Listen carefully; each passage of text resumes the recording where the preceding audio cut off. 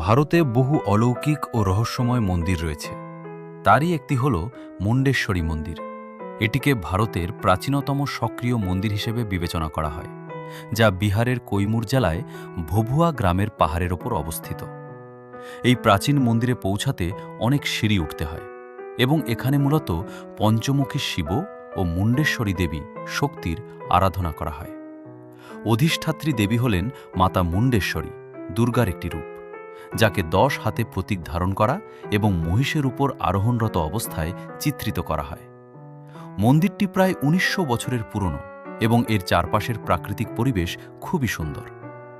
দেবী মুন্ডেশ্বরীর কথা মার্কণ্ডেয় পুরাণে বলা আছে। পুরাণ ও লোককথা অনুযায়ী দেবী মুন্ডেশ্বরী অসুর বধ করার জন্য এখানে আবির্ভূত হন। স্থানীয় বৃদ্ধ লোকেদের কথা ও প্রবীণ পুরোহিতের কথা অনুযায়ী দেবী প্রথমে চণ্ড ও পরে মুন্ডকে বধ করায় দেবীর নাম হয়েছে মুন্ডেশ্বরী। ভক্তদের বিশ্বাস, দেবী খুবই করুণাময়ী এবং তার কাছে আন্তরিকভাবে প্রার্থনা করলে তিনি ভক্তের মনের সব ইচ্ছাই পূরণ করেন। প্রতিদিন বহু মানুষ দেবীর কৃপালাভের আশায় এখানে আসেন। দেবী মুন্ডেশ্বরী হলেন কালিকার অংশ। তবে এই মুন্ডেশ্বরী মন্দিরে পশু বলি দেওয়ার একটি বিশেষ ও অলৌকিক পদ্ধতি রয়েছে। এখানে ছাগল বলির সময় কোনো রক্তপাত হয় না। প্রথমে ছাগলকে মন্দিরে এনে নির্দিষ্ট স্থানে রাখা হয়। পরে পুরোহিত মন্ত্রোচ্চারণ ও দেবীর নাম জপ করে ফুল ও অল্প কিছু ধান ছাগলের শরীরে স্পর্শ করান। সাধারণত অন্য জায়গায় বলির সময় ছাগল ভয়ে অস্থির হয়ে ওঠে, কিন্তু এখানে ছাগলটি শান্ত থাকে এবং কিছুক্ষণের জন্য ছাগলটি ঘুমিয়েও পড়ে বা অজ্ঞান হয়ে থাকে।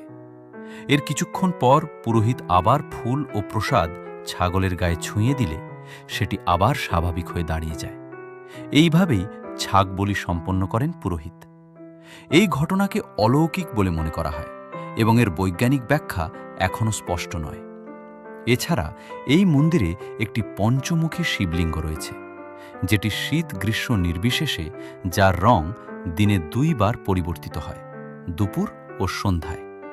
এর কারণও এখনও অজানা। এই কারণেই মুন্ডেশ্বরী মন্দিরকে একটি রহস্যময় বিশেষ ধর্মীয় স্থান হিসেবে ধরা হয়। মন্দিরটি অষ্টভুজাকৃতির নকশায় নির্মিত, যা ভারতীয় মন্দির স্থাপত্যে একটি বিরল বৈশিষ্ট্য, এবং এটি নাগর শৈলীর একটি প্রাথমিক নিদর্শন। এটি হিন্দু ও বৌদ্ধ উভয় ঐতিহ্যেরই একটি উপাসনালয়, যেখানে গুপ্ত যুগের বহু প্রস্তর ভাস্কর্য রয়েছে। 2য় শতাব্দী বা তারও পূর্বের সম্ভবত আদি গুপ্ত যুগের একটি স্থান হিসেবে এটি ASI দ্বারা সুরক্ষিত একটি বিরল ও চিরস্থায়ী স্মৃতিস্তম্ভ। মন্দিরটি শুধু একটি প্রত্নতাত্ত্বিক বিস্ময় হিসেবেই নয়, বরং ভারতের চিরস্থায়ী ও অবিচ্ছিন্ন আধ্যাত্মিক ঐতিহ্যের নিদর্শন হিসেবেও স্বীকৃতি পাওয়ার যোগ্য।